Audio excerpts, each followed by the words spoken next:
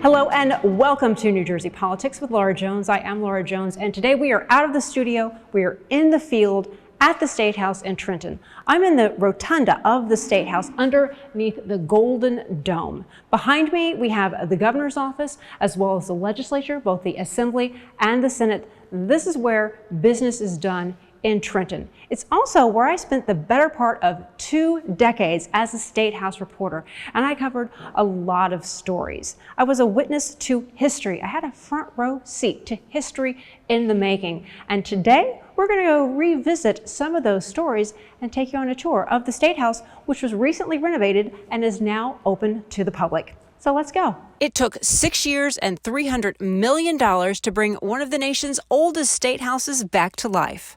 Former Governor Chris Christie once called the building a fire trap and ordered the long overdue renovations in 2016. The upgrades focused on safety, including a fire alarm and sprinkler system, new heat and air conditioning, as well as new windows. Then there are the cosmetic upgrades, like new entrances to office areas and this huge rug in front of the governor's office. I'm standing in the oldest part of the State House. This area dates back to 1792. Behind me is Governor Phil Murphy's office. If those doors were open, you would see this grand lobby. It's where members of the media used to gather for press conferences, and behind that is the governor's actual desk. It's where he conducts business. It's where people who come to visit the State House, whether they are visiting lawmakers and dignitaries, they meet here, meet with the governor, and then the press is often invited to cover those events.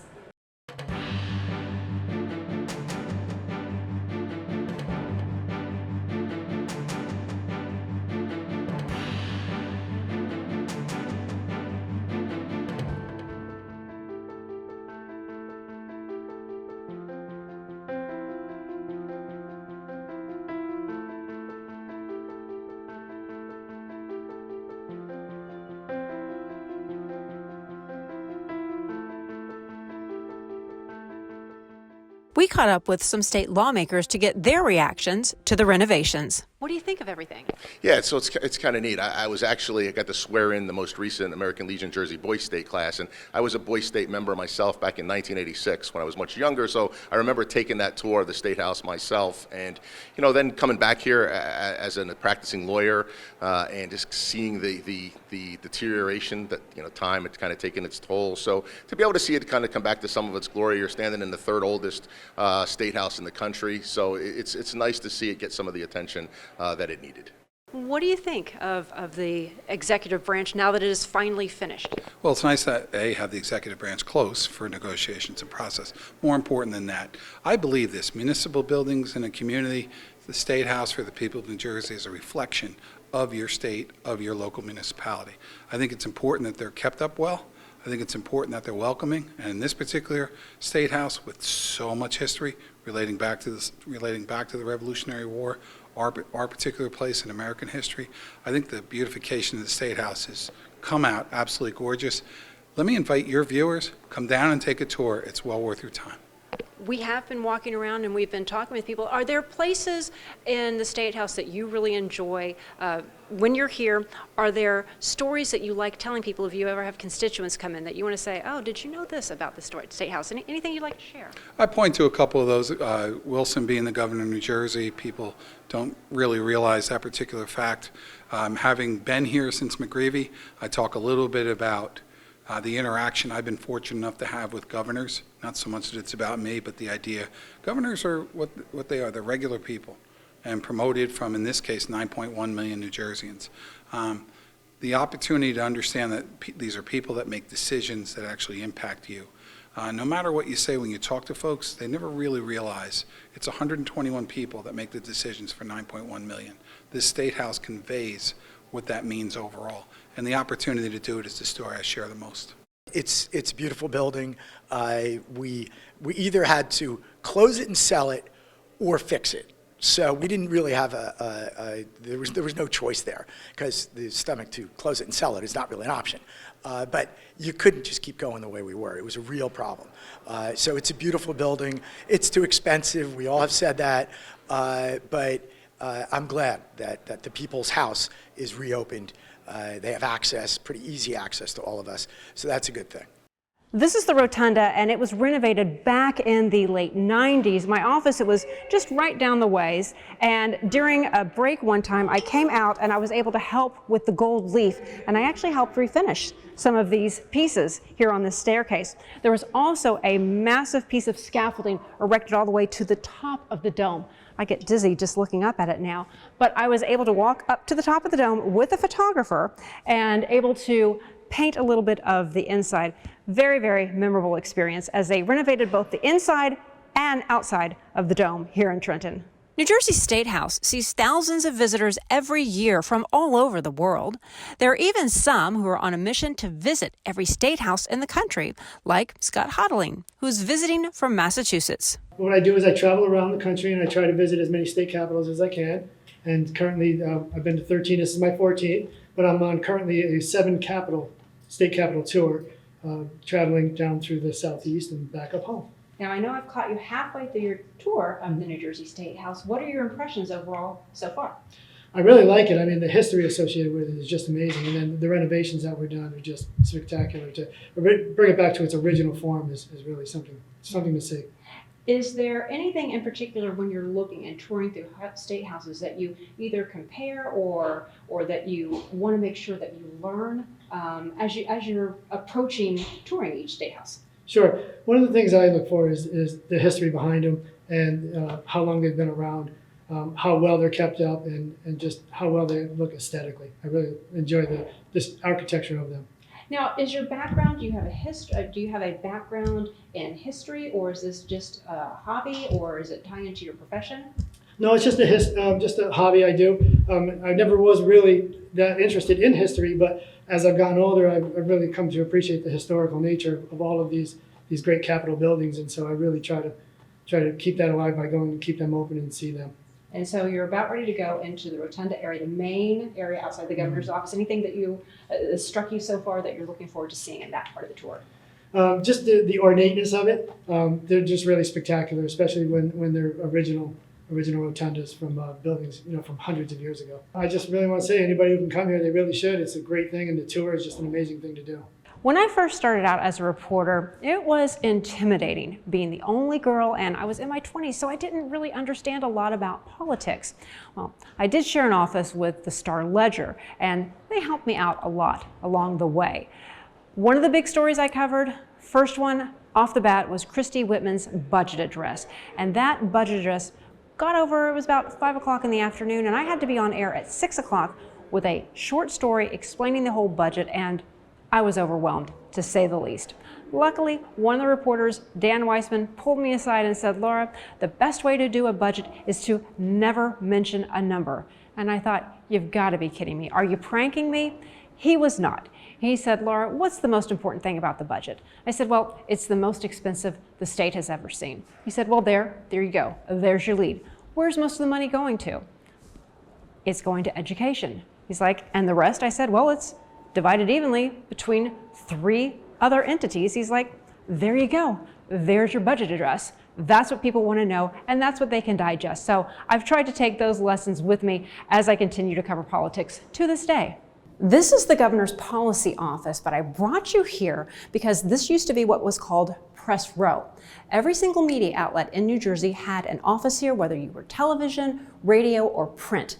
I myself had an office for the better part of 2 decades right here, and you can see they saved me a seat. It's in the men's room now. I guess that's what you call prime seating.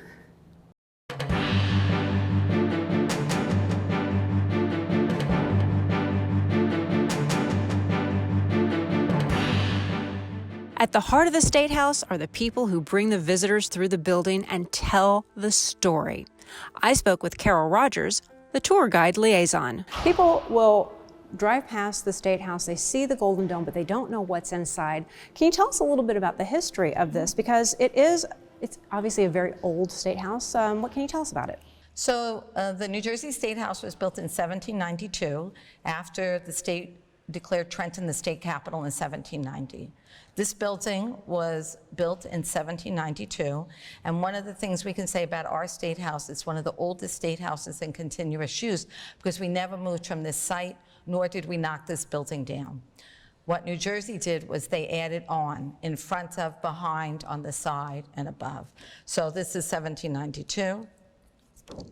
This is 1845. This So is what the did they- back. yeah, This so- is the back of the building. This is the front of the building. But that 1792 building is subsumed within the construction of this. Where we're standing right now, Right. under the Golden Dome, Right. this is part of the original building. No. No. The 1792 building is to my right and walking into the governor's outer office. Governor's So Governor outer- Murphy's outer office is what's left of the 1792 building. All the rest was added around it. 1845.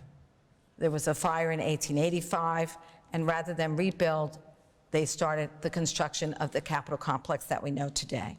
So we are standing under this gold dome, the second rotunda, in the late 1800s. And again, New Jersey, you're coming from all over the state, you're a visitor, they want you to be proud of the state, they want you to be impressed, and New Jersey wants to show off its industrial prowess and the fact that it's the people's house. And we are centrally located intentionally. New Jersey was selected, Trenton, we're in the center of the state, we're 220 miles stem to stern, so they wanted a place that everyone had access to, and you could walk in, and first, that 1792 building, you would see democracy. This was built on a hill or a bluff overlooking the Delaware River. No matter how you came into town, you would see government. That was very important. And today, same thing. They want you to walk in, drive by, come 29, however you get here, that you would see democracy. And this rotunda is long a symbol of the democratic process. So you walk into this rotunda, one, they want you to be impressed, proud of your state. If you're a visitor, they want you to be impressed by what we can do, and then show off all that New Jersey did at the late 1800s when this was built. So the renovation, which is 5 years in the making and just reopened to the public at the end of April, is 1911, 1912. So they took the last part of the front renovation, 1911, 1912, and that's what this renovation, taking the original pieces but updating them all to one continuous 1911, 1912 view. Going a step to the original building in the 1700s, was it strictly for the executive branch? Was it only the No. governor's office? What was physically in that building? So in you walked up that 1792? front door, you had the legislative branch on the first floor, Senate and General Assembly. Up the second floor, you had the executive branch and the judicial branch. So all three branches of government were under one roof until the legislative annex was built in 1927 to 31 for the judicial branch.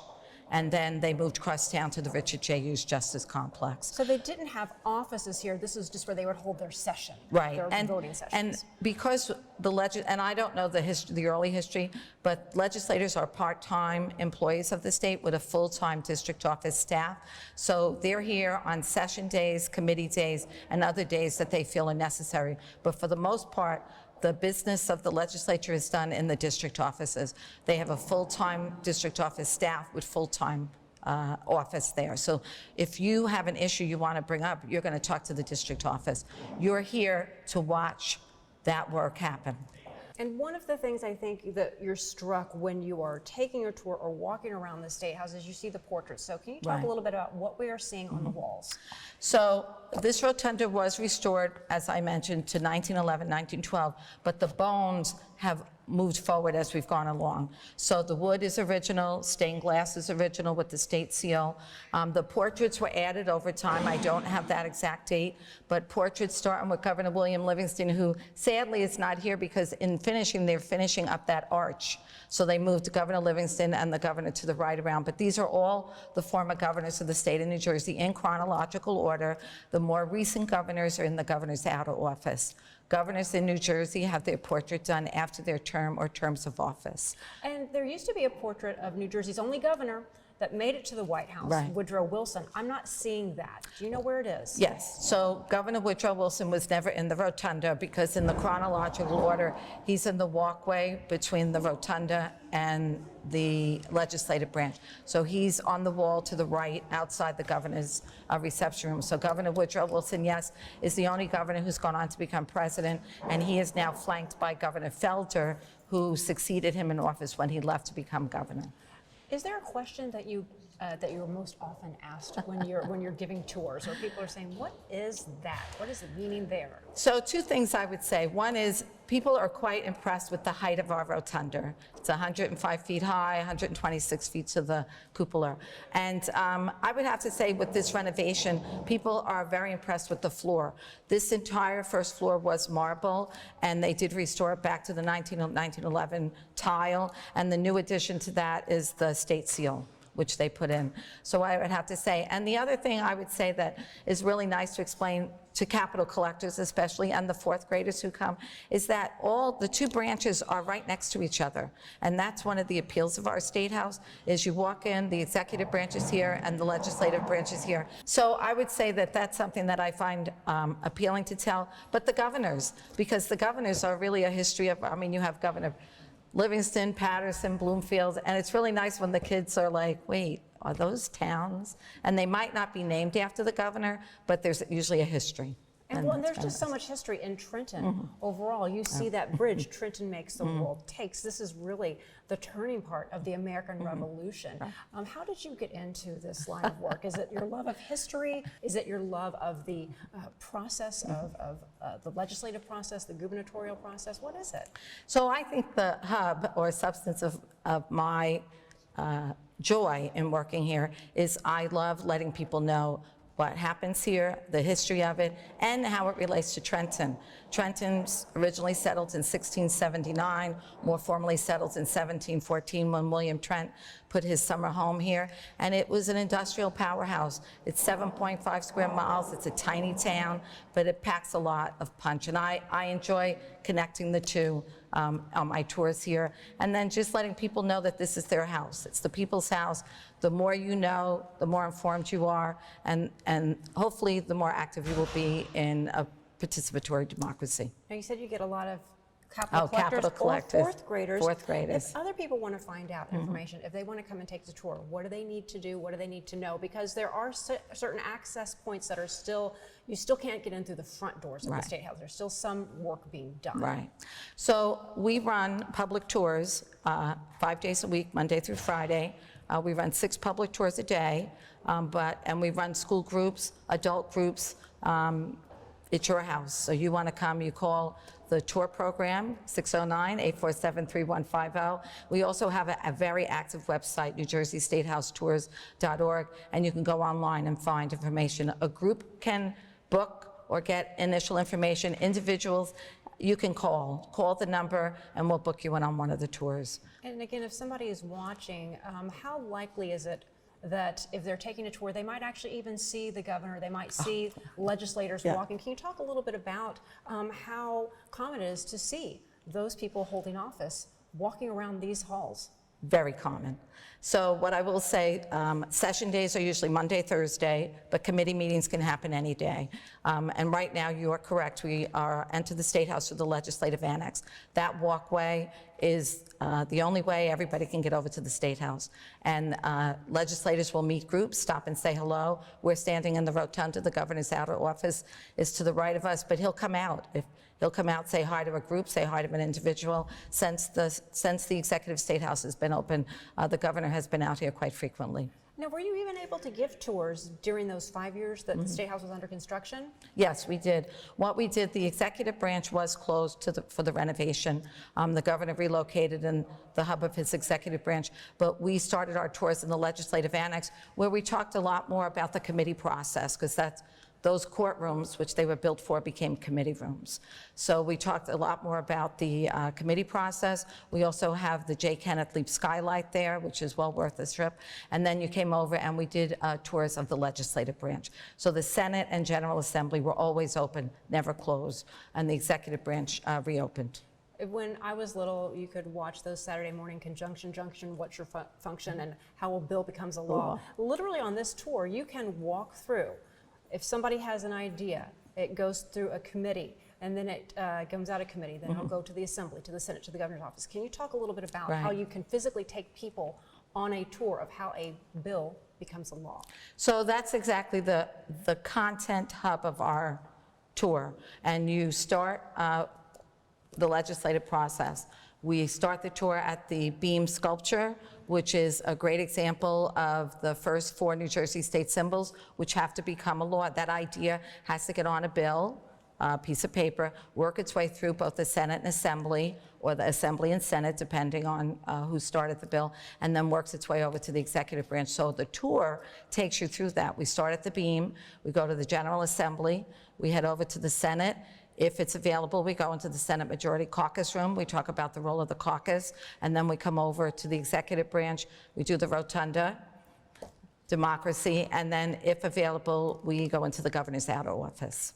When people come to the State House, this is a meeting place. It's called the Beam. Meet at the Beam. And we don't mean a structural beam, right, Carol? We're Correct. talking about a person. That's correct. Can you tell us who that is? So the Beam Company is one of the porcelain companies in Trenton that really gave its name as one of the industrial points of the city.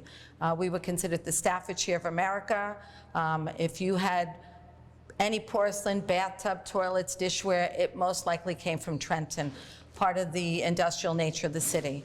So Beam was, at some point in time, he became a decorative porcelain, and he was very well known for his flowers and birds. So when the renovation here was completed, a group of people individually raised money, gifted the sculpture to the state to thank them for the renovation. So this sculpture by the Beam Porcelain Company, BOEHM, is 3 feet high, weighs 75 pounds, has no internal supports, and as I tell the 4th graders, you have a skeleton holding you up. This is all held up by the porcelain. There's actually a video at some point on it. And on it showcases the first 4 New Jersey state symbols for the state of New Jersey. And in order to become a state symbol, you have to become a law. Just like every other law that passes in the state, the same legislative process has to happen here. And in New Jersey, most state seals are done by elementary and middle school children. They take it on as a teaching tool. I think the more you look, the more you see. But you mentioned there are 4 seals. First of all, what is a seal for the people watching? Symbol. So Four a symbol. symbols. So most states have symbols. So a lighthearted topic. So you have a state bird, state insect, state dinosaur here in New Jersey. So here what you're looking at is the red oak tree, which is our state tree. The eastern goldfinch, which I believe is now called the American goldfinch, is our state bird. The purple violet is our state flower. And once you see one, you see them all. But the honeybee is our state insect. So each of these, in this case, an elementary school thought of it as a good idea, approached the legislature, and you have to research why that particular bird, that particular flower, that particular insect best represents New Jersey. And that idea gets on that piece of paper called a bill, which then works its way through the legislative process. So bills can start in either house except money bills. Appropriation bills always start in the General Assembly. So a legislator agrees to work with the class, and that starts the legislative process. And they have 2 years in which to get that idea through both houses and over to the executive branch, where the governor, in this case, did sign them into law. I recall being here for the ribbon cutting. I don't remember the exact date of it. Right. You and I, we've been around for a while, but it was part of the Dimes for Dome, right? And that was, at the time, Assemblyman Reed Gasiora had a fundraiser where kids could send a dime so they could help renovate and clean up the outside of the dome. But once that portion of the renovation or the update was finished, this was donated and dedicated. Flipped. Oh, flipped, okay, Flipped. yeah. So what get you me. had, the Dimes for Domes was part of the 1998 renovation of the rotunda, and that was done through Governor Christine Todd Whitman's tenure.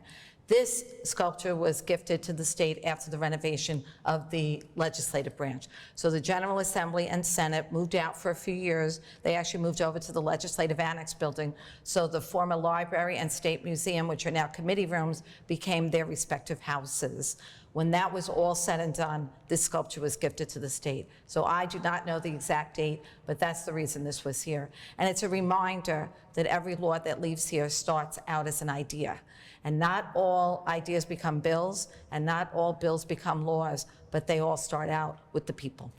You were mentioning the 4 seals, Symbols. that are represented here on the sculpture, but I also see a ladybug, and there's often State House talk, shall we say, of what something means, because there's a ladybug there. And I don't know if you can comment on this, but From what I understood, Helen Beam, who owned Beam Porcelain, put the ladybug in as a nod to Christy Todd Whitman being the only female governor and a ladybug. Can you comment on that? So what I will say is that it's an unsubstantiated story, but it is a story that a lot of people in New Jersey know, that Mrs. Beam was running the company for after her husband's demise, passing, and she was quite thrilled that Governor Whitman was the first female governor. And according to the company and the story, she wanted that ladybug there to remind people, have a little souvenir long after they were both gone, that there would be a tangible reminder to her. So the ladybug for the first lady governor. So people do remember it. It is funny how an idea does, you know, so we'll have school groups and teachers will remember, some kids hear about it from their parents. So you cannot confirm or deny. I cannot confirm nor deny, but can tell you that it's a story that is pretty well known throughout capital collectors and New Jersey. Trenton is known as the capital city, but it's also known for a lot more. So much history happened here. It was a turning point for the American Revolution. So if you're looking for something to do, highly recommend. 5 stars, 2 thumbs up. And that'll do it for today. I'm Laura Jones. Thanks so much for watching New Jersey Politics. We'll see you next time.